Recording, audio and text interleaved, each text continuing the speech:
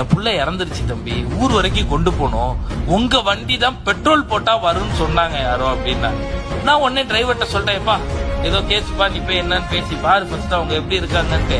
என்னன்னு பார்த்தா நான் போன் நம்பரை கொடுத்து நான் படுத்துட்டேன். அடுத்த நாள் காலைல டிரைவர் வராரு. என்னங்க ஆச்சு, இறக்கி விட்டீங்களா, என்ன ஆச்சு அப்படின்னு.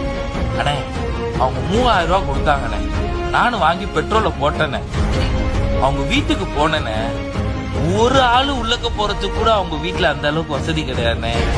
அப்ப நான் உடனே எனக்கு மனசு கேட்கல, உங்களுக்கு அடிச்சா நீங்க ஏதாவது சொல்லுவீங்கன்னு எனக்கு ஒரு பயம். பூசா வந்த டிரைவர் பயம். அதனால என்கிட்ட காசு இருந்துச்சு, நான் அந்த 3000 ரூபாய் ரிட்டர்ன் பண்ணிட்டு நான் இங்க வந்துட்டேன். வேணா என் சம்பளத்துல நீங்க புடிச்சுக்கோங்க, எனக்கு அந்த காசு வேணாம். நான் அந்த அம்மாட்ட வாங்கினா பெட்ரோல் கூட நம்ம வண்டியெல்லாம் ஓடாதுண்ணே. தூக்கி வைக்க ஆள் இல்லாம அந்த அம்மா தனியா தூக்கி வச்சுச்சுனே.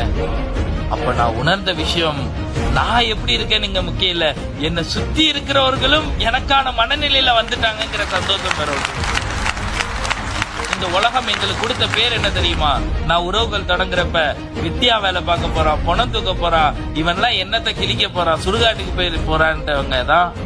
கொரோனான்னு ஒரு காலம் வந்தப்ப எங்களுடைய வண்டி வேணும், எங்க அப்பா இறந்துட்டாரு, எங்க மாமா இறந்துட்டாரு, தயவு செஞ்சு நல்லபடியா அடக்கம் பண்ணி கொடுங்க, எங்க குடும்பத்துல எல்லாருக்கும் கொரோனான்னு சொல்லிட்டு வந்துட்டு